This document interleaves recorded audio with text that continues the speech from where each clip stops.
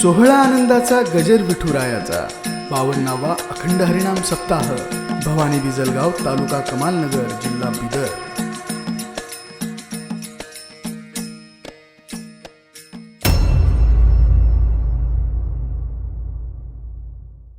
प्रविश्य मम वाचमिमां प्रसुप्तां सञ्जीवयत्यखिलदर्शक्ति स्वधाम्नाम् अन्यांशहस्ता चरणश्रवणत्वगादिन प्रणन्नमो भगवते पुरुषाय तुभ्यं।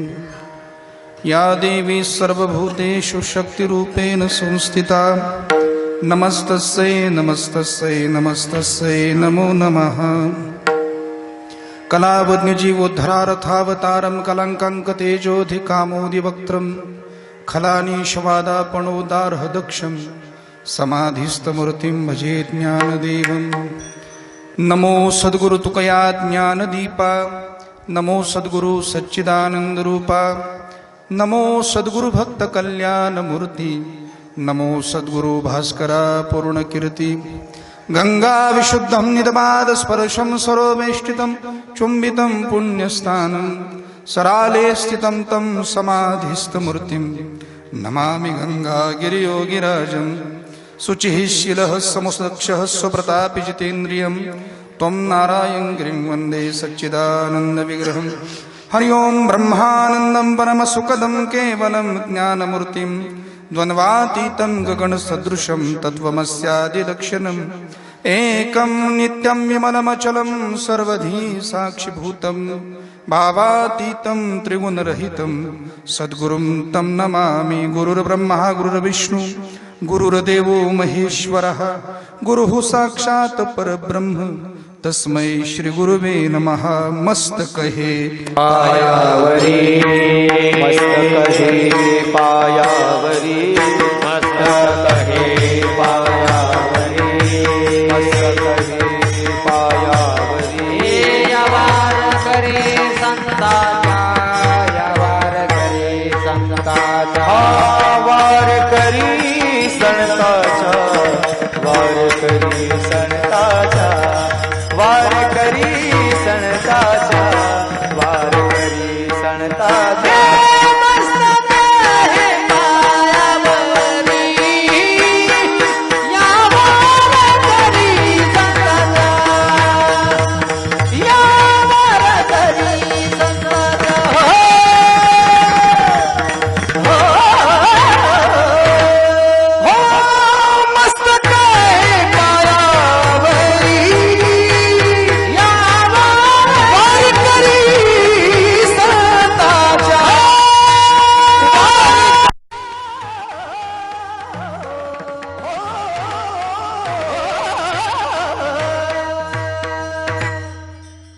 मस्तक हे पायावरी वार करी संतांच्या।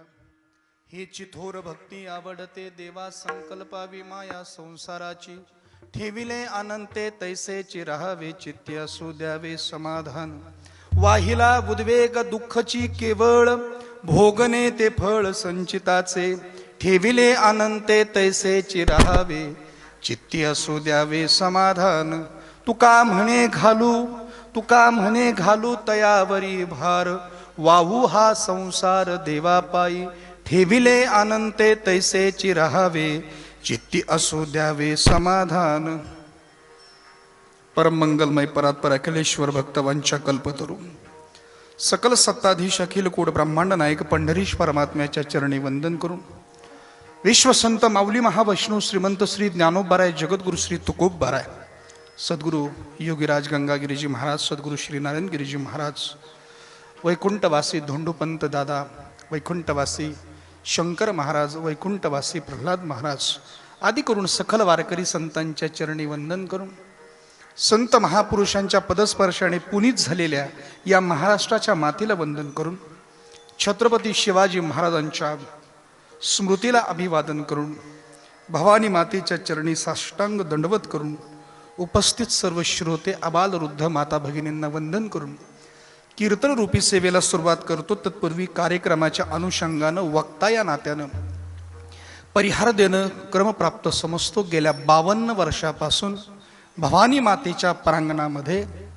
वैकुंठवासी धोंडूपंत दादा वैकुंठवासी शंकर महाराज, वैकुंठवासी प्रल्हाद महाराज या संत महानुभावांच्या कृपा आशीर्वादाने या गावातील सर्वच ग्रामस्थांच्या अनमोल सहकार्याने, भजनी मंडळींच्या अनमोल सहकार्याने सुरू असलेला हा अखंड हरिनाम सप्ताह, ग्रंथराज, ज्ञानेश्वरी पारायण सोहळा आणि आजची ही 6व्या दिवशीची कीर्तनरूपी सेवा आपल्या सर्वांच्या आग्रहाने माझ्याकडे आलेली आहे. परंतु निमित्त कोणीतरी असावं लागतं आणि अर्थातच ते निमित्त परमार्थस्नेही परमादरणीय डॉक्टर साहेब हे एक आहे.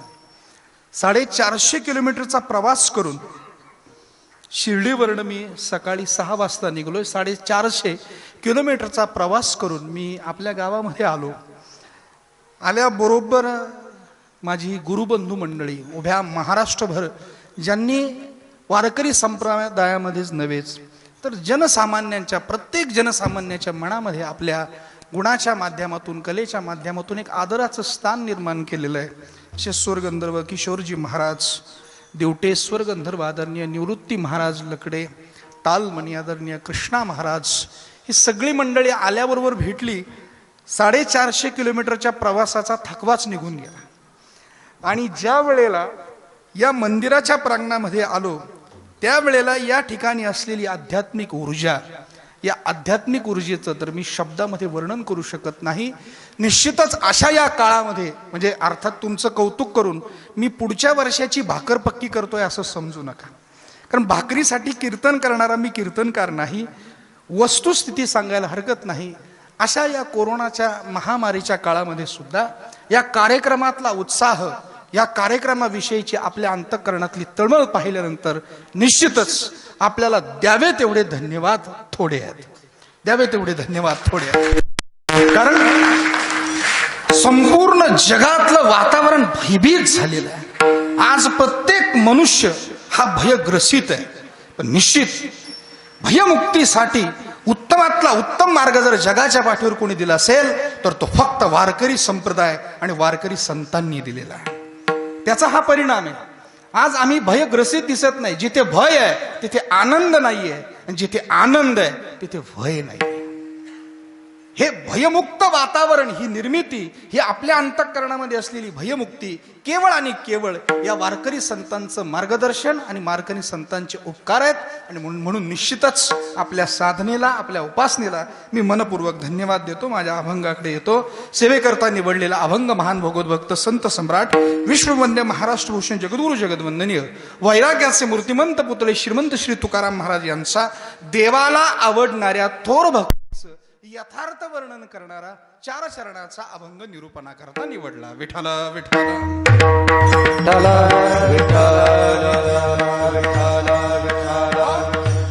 फक्त आपल्या सर्वांना विनंती एकच आहे, मधून मधून जे विठ्ठल विठ्ठल भजन असतं हे महाराजांना आठवत नसतं म्हणून नसतं.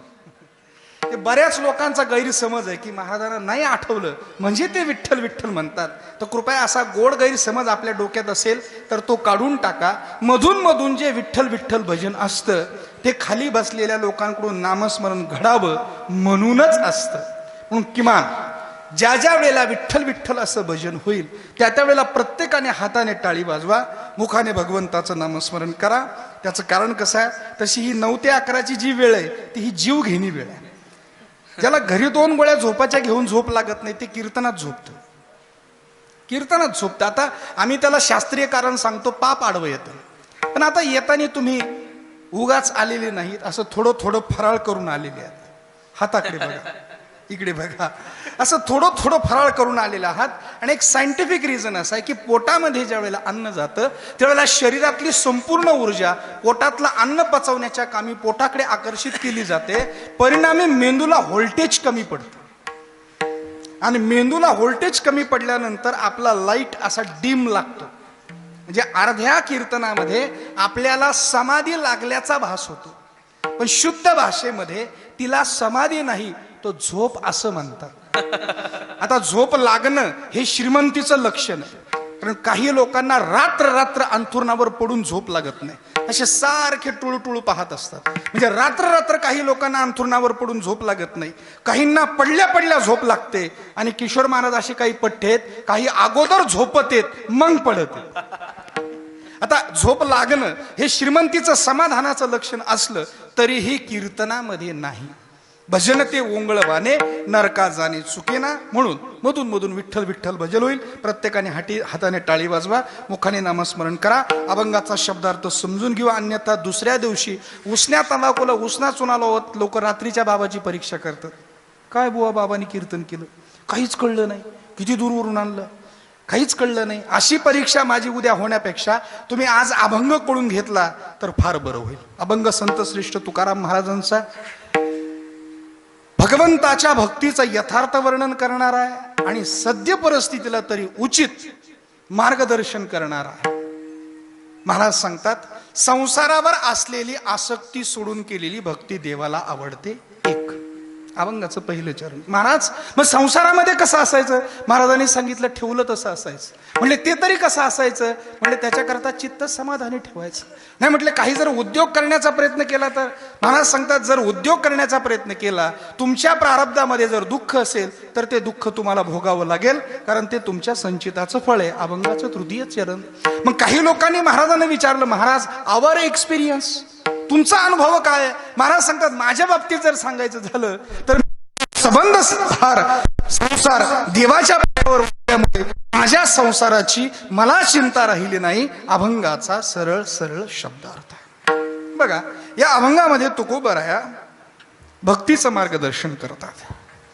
जगाच्या पाठीवर सर्वात श्रेष्ठ संस्कृती जर कोणती असेल तर ती हिंदू धर्म संस्कृती आहे.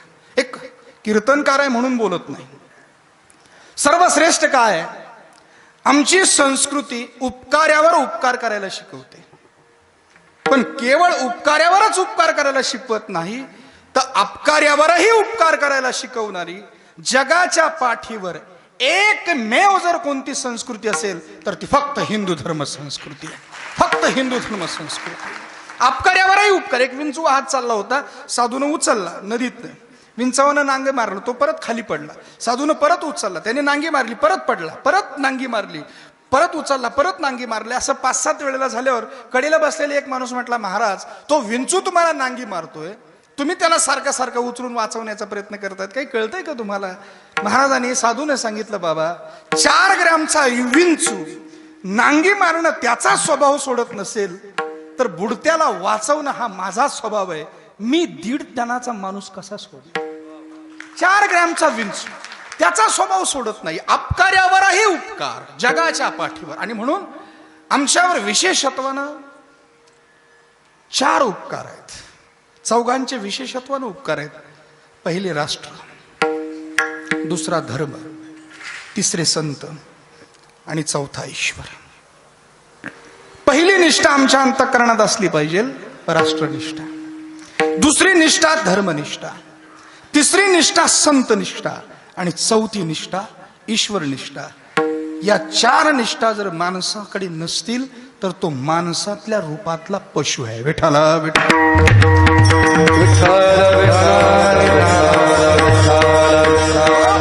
आम्ही ज्या मातीमध्ये जन्माला आलो, आमच्यासाठी केवळ ती माती नाही तर माता आहे. कारण जगाच्या पाठीवर या मातीला माता म्हणणारा देश फक्त हिंदुस्तान आहे. फक्त हिंदुस्तान. माता हा शब्द जगातल्या कुठल्याही देशाच्या समोर नाही. आणि म्हणून आमचा दिवस ज्या वेळेला सुरू होतो सकाळी उठल्यानंतर, तो जनावरांसारखा सुरू होत नाही. बेड टी घेणारी, अंथरुणातला चहा घेणारी आमची संस्कृती नाही. सकाळी उठलोय आम्ही, पहिलं करवंदन करायचं, आता जमिनीवर पाय ठेवायचा आहे, त्याच्या अगोदर तिला नमस्कार करायचा आहे. कारण जन्मदात्र्या मायच्या अगोदर जर पहिलं वंदन आम्हाला कोणाला करायला शिकवलं असेल तर ते या मातृभूमीला शिकवलेलं आहे. त्याचं कारण ताटातला घास जर माईनं मोडला आणि तोंडाजवळ आणला तर तिच्या हातातला घास आम्हाला दिसत असतो. पण ज्या मातृभूमीनं आपल्या पोटामध्ये नांगराचा फाळ खुपसवून तो घास पिकवला, ती मातृभूमी आम्हाला कधी दिसत नसते. म्हणून अशा माता या मातृभूमीमध्ये जन्माला आल्यात. त्यांनी या मातीवर अभिषेक करत असताना दह्याचा नाही, दुधाचा नाही, मधाचा नाही, तर स्वतःच्या मुलाच्या रक्ताचा अभिषेक केला. म्हणून तुम्ही स्वतंत्र हिंदुस्थानामध्ये बसलेले आहात. म्हणून आम्ही स्वतंत्र हिंदुस्थानामध्ये बसलेलो आहोत. अशा मातांनी आपले सुपुत्र या मातृभूमी करता समर्पित केले. छत्रपती शिवाजी महाराज शिवाजी राजे होणं सोपं होतं, शिवाजी राजाची आई होणं अवघड होतं. एकही क्षण महाराजांच्या जीवनात असा गेला नाही की महाराजांच्या समोर मृत्यू होता. या सर्व घटना घडत असताना सुद्धा जिजाऊ माँसाहेबांना एक क्षण असा असेल का जो सुखात गेला? अफजल खानासारखं वादळ चालून आलं, जिजाऊला सुखाने अन्न जात असेल का? सिद्धी-जोहरच्या वेड्यामध्ये पन्हाळ्यावर अडकले असताना जिजाऊ माँसाहेबांना सुखाने अन्न जात असेल का? मध्यरात्रीच्या वेळेला 2:30 वाजता शास्त्र खानाला शास्त्र शिकवण्याकरता राजे जातात, जिजाऊ माँसाहेब सुखाने झोपले असतील का? लाल किल्ल्यामध्ये नजर कैदेमध्ये असताना 1500 कोस दूर 9 वर्षाचा शंभू आणि छत्रपती शिवबाराजे नजर कैदेमध्ये आहे, जिजाऊ आऊसाहेबांना सुखानं अन्न जात असेल का? कितीतरी माता या मातृभूमीमध्ये जन्माला आल्या, त्यांनी या मातृभूमीच्या स्वातंत्र्याकरता, हिच्या रक्षणाकरता आपला पुत्र समर्पित केला. म्हणून पहिली निष्ठा आहे राष्ट्रनिष्ठा, दुसरी निष्ठा आहे धर्मनिष्ठा. कारण तुमचा आमचा जन्म ज्या माता पित्यांमुळे झाला ना, त्या माता पित्यांच्या पती पत्नीत्वाचं नातं जर कोणी सिद्ध केलं असेल तर ते धर्मानं केलेलं आहे. बघा, तुम्ही लग्नामध्ये तुम्ही गेल्यानंतर आशीर्वाद सुज्ञ माणसं देतात, तो ऐका. हे दोन्हीही वधू सनातन वैदिक हिंदू धर्म पद्धती नियमानुरूप, अंडरलाईन दिस सेंटेन्स, या ओळीला अंडरलाईन करायचंय. आपल्या आर्य सनातन वैदिक हिंदू धर्म पद्धती नियमानुरूप धन्य अशा ग्रहस्थ आश्रमामध्ये पदार्पण करत आहेत. यांना उत्तम संतती, पण कधी या नियमानं ते ग्रहस्थ आश्रमामध्ये पदार्पण करते झाले तर मग आपला जन्म जर माता पित्यांमुळे झालाय तर त्या माता पित्यांचं पती पत्नीत्वाचं नातं धर्मानं सिद्ध केलंय. म्हणून धर्माचा हा सर्वात पहिला आणि मोठा उपकार आहे. म्हणून धर्म एव हतो हंती धर्मो रक्षती रक्षिता. आमचं स्वधर्म पालन करत असताना कदाचित आमचा प्राण गेला तर बेहत्तर, पण आम्ही माघार घेऊ नये. एक चूक जर छत्रपती संभाजी महाराजांकडून घडली असती तर आज तुम्ही माझं कीर्तन ऐकायला इथे नसता. एक चूक. 40 दिवस हाल हाल करून संभाजी महाराजांना मारलं जात होतं. 40 दिवस जी नजर झुकली नाही तिच्या तापलेल्या सळाया घातल्या, जे गुडघे टेकले नाही ते तोडून काढले, जे हात मुजरा करायला तयार झाले नाही ते तोडून टाकले. ह्या 40 दिवसाच्या मृत्यूच्या भयानक यातना, मृत्यू सुद्धा ज्या मृत्यूला कापेल एवढा भयानक मृत्यू संभाजी महाराजांनी जर स्वीकारला असेल तो कशामुळे? तर केवळ आणि केवळ धर्मामुळे. म्हणून दुसरी चूक घडू नये, दुसरी निष्ठा ढळू नये, धर्मनिष्ठा. तिसरी निष्ठा आहे संतनिष्ठा. संतनिष्ठा, संतांचं आमच्यासाठी असलेलं योगदान. बघा थोडंसं पाठीमागे. आज जी इंद्रायणी ज्ञानोबरायांच्या समाधीला स्पर्श करून जाण्यामध्ये स्वतःला धन्य समजते, त्या इंद्रायणीचं स्नान सुद्धा ज्ञानोबरायांना नाही मिळालं. ज्या वेळेला विठ्ठलपंतांनी आळंदीच्या पासून 1 किलोमीटरच्या अंतरावर सिद्ध बेटावर झोपडी मांडली, 8-10 दिवस झाले इंद्रायणीचं स्नान झालं नाही. माऊलींना असं वाटलं आपण स्नान करावं. 10 वर्षाची माऊली आहे. पंचा घेतला माऊलीने, इंद्रायणीच्या तीरावर आले, पंचा इंद्रायणीच्या तीरावर ठेवला आणि आता इंद्रायणीत पाय ठेवणार इतक्यात आवाज आला समोरून, करडा खोन. समोर बघितलं, विसोबा काका स्नान करत होते. ज्यांनी भांडीकुंडी रस्त्यावर फेकली, ज्यांनी संसार रस्त्यावर फेकला, ते विसोबा काका स्नान करत होते. 10 वर्षाच्या माऊलीने हात जोडून सांगितलं, काका मी विठ्ठलपंतांचा ज्ञानदेव आहे. काका म्हटले, ज्ञानदेव? कसला रे आला ज्ञानदेव? कारट्यानो, अरे आळंदीतून हकलून दिलंय, आळंदी बाटवली. आळंदी बाटवली तर बाटवलीच, आता का इंद्रायणी बाटवायची का? चालता हो, इंद्रायणीत स्नान करता येणार नाही, आता का इंद्रायणी बाटवायची? 10 वर्षाच्या माऊलींनी उत्तर दिलं, काका कोट्यावधी पाप्यांचा उद्धार करणारं हे तीर्थ आहे, एका संन्याशाच्या मुलाच्या स्पर्शानं कसं बाटल? कदाचित एवढं चोख आणि मार्मिक शास्त्रशुद्ध उत्तर विसोबा काकांना आवडलं नाही. ताड ताड ताड बाहेर आले, थाड शिरी तोंडात मारली, आई म्हणून किंकाळी मारली. काका चुकलं माझं, चुकलं, आता नाही थांबत, येत नाही इंद्रायणीवर. संन्याशाच्या मुलाच्या स्पर्शानं बाटते ना काका इंद्रायणी, नाही थांबत, आता जातो काका. पुन्हा हा ज्ञान्या तुम्हाला इंद्रायणीत कधी स्नान करताना दिसणार नाही. आणि जर दिसला ना काका, या ज्ञान्याला इंद्रायणीमध्ये बुडून मारा. संत अडाणी अशिक्षित समाजाला कळले नाही, यात नवल नाही. मोठ्या मोठ्या विद्वान प्रकांड धर्मपंडितांना हे संत आणि या संतांचं मोठेपण नाही कळलं. पैठणच्या धर्मपीठामध्ये बसलेली माणसं अडाणी होती, अशिक्षित होती, नाही कळले. प्रकांड विद्वान धर्मपंडितांना तर नाहीच कळले, स्वतःच्या पोटच्या मुलांना सुद्धा नाही कळले. अरे नाथांचा हरी ज्ञान घेण्याकरता काशीला जातोय, आणि जगाचा हरी 36 वर्ष श्रीखंड्याच्या रूपामध्ये नाथांच्या घरी कावडीनं पाणी भरतोय. बघा ना काय, जगाचा हरी नाथांच्या घरी पाणी भरी, आणि नाथांचा हरी ज्ञान ग्रहण करण्याकरता गेला काशीवरी.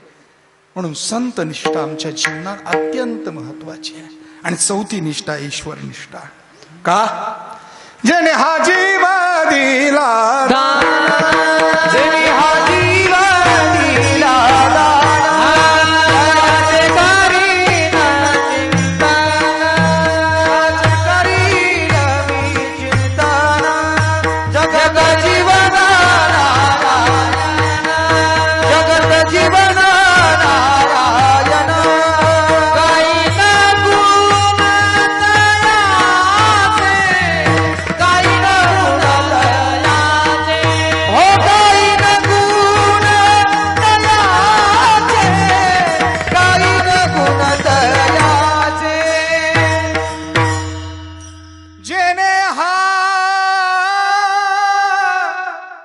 जीव दिला दाना, तयाचे करीन चिंतन. जग जीवन नारायण, गायीन गुण तयाचे. जीवदान केलेलं, त्याचे अनंत उपकार आहेत. म्हणून त्याची भक्ती, त्याची उपासना आमच्या जीवनामध्ये असली पाहिजे. आणि ती कशी असावी याचं वर्णन पहिल्या चरणात. हे थोर भक्ती आवडते देवा हो, हे थोर भक्ती आवडते, हे थोर भक्ती आवडते देवा, हे थोर भक्ती आवडते दे, हे थोर भक्ती आवडते दे, हे थोर भक्ती आवडते दे, हे थोर भक्ती आवडते देवा, आवडते देवा.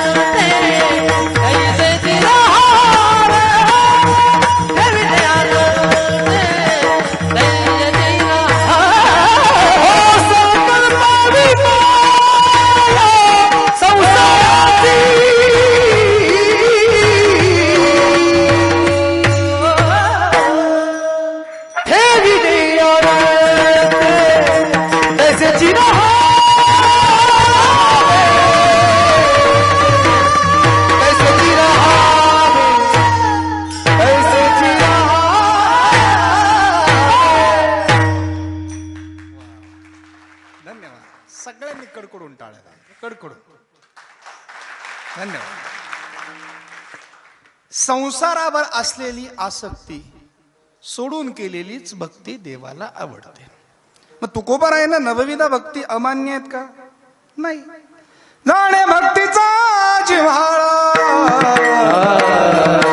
जाणे भक्तीचा जिव्हाळा,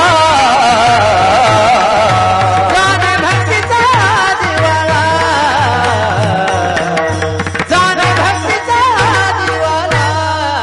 रे तोची दैवाचा, तोची दैवाचा, तोची दैवाचा पुतळा, तोची दैवाचा, तोची दैवाचा, तोच दैवाचा पुतळा ज्याने भक्तीचा जिव्हाळा हो आली करो हे माझे मना हे तोच दैवाचा पुतळा तोच दैवाचा पुतळा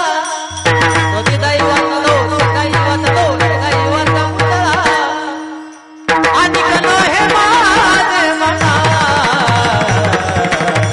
आणि करो हे माझे मना हो ज्याने भक्तीचा जिव्हाळा तोच दैवाचा पुतळा आणि करो हे माझे मना आणि करो हे माझे मना आणि करो हे माझे मना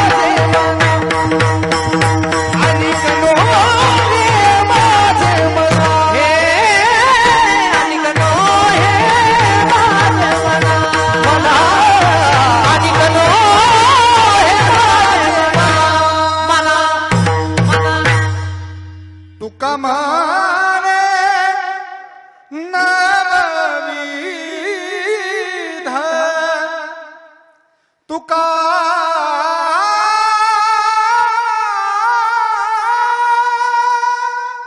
म्हणे नवविध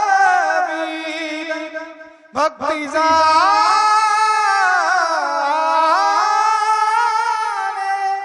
तोची शुद्ध नवविधा भक्ती जाणणारा शुद्ध आहे. याचा अर्थ नवविधा भक्ती तुकोबारायांना मान्य आहे. श्रवणम कीर्तनम अर्चनम वंदनम दास्यम सख्यम आत्मनिवेदनम विष्णुस्मरणम पादसेवनम या नवविधा भक्ती महाराजांना मान्य आहे. पण यातली कुठलीही भक्ती करत असताना जर ती संसारावर आसक्ती ठेवून भक्ती असेल तर त्या भक्तीमध्ये त्या उपासनेमध्ये सकामता आहे. त्या भक्तीमध्ये सकामता आहे कारण ती संसारावर आसक्ती ठेवून केलेली आहे. ती संसारा करता भक्ती आहे.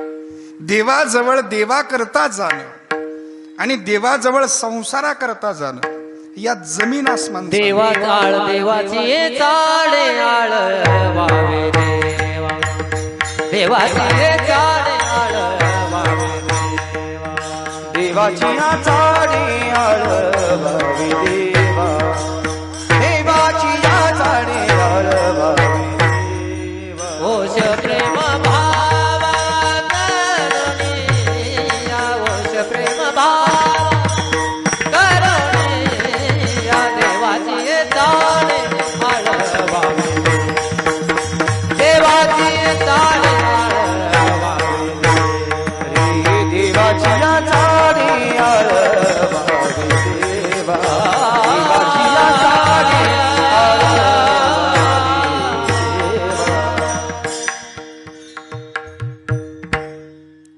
देवाला आळवलं देवाच्याच करता आळवलं देवाची या चाडे आळवावे देवा. देवाजवळ गेले देवाच्याच करता गेले संसार करता गेले नाही. देवाजवळ देवा करता जाणं देवाजवळ संसारा करता जाणं जमीन आसमानचं अंतर आहे. तुमच्याकडे दोन माणसं भेटायला आले.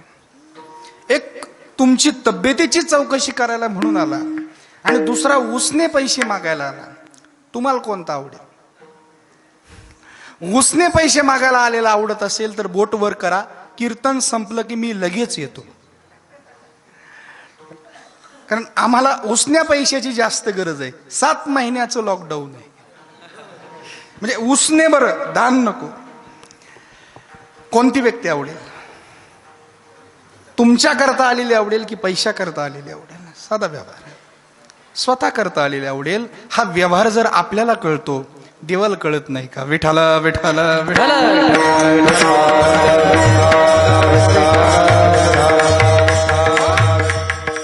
साधू संतांचा संसार देवाला आवडला. दुर्दैव आमचा परमार्थ आवडत नाही. किती संसार आवडला. ज्या सुखा कारणे ज्या सुखा ज्या सुखा कारणे देव वेडावला ओ वैकुंठ सोडोनी संत सदनी राहिला. आता फक्त राहिला नाही, फक्त राहिला नाही, त्यांचा संसार किती आवडला. नांदे तया घरी आ, आ,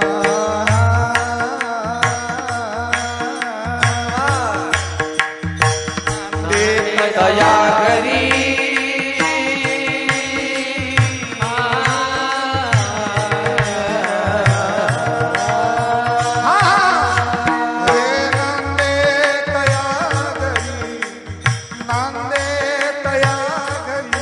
दैवत पंढरीचे.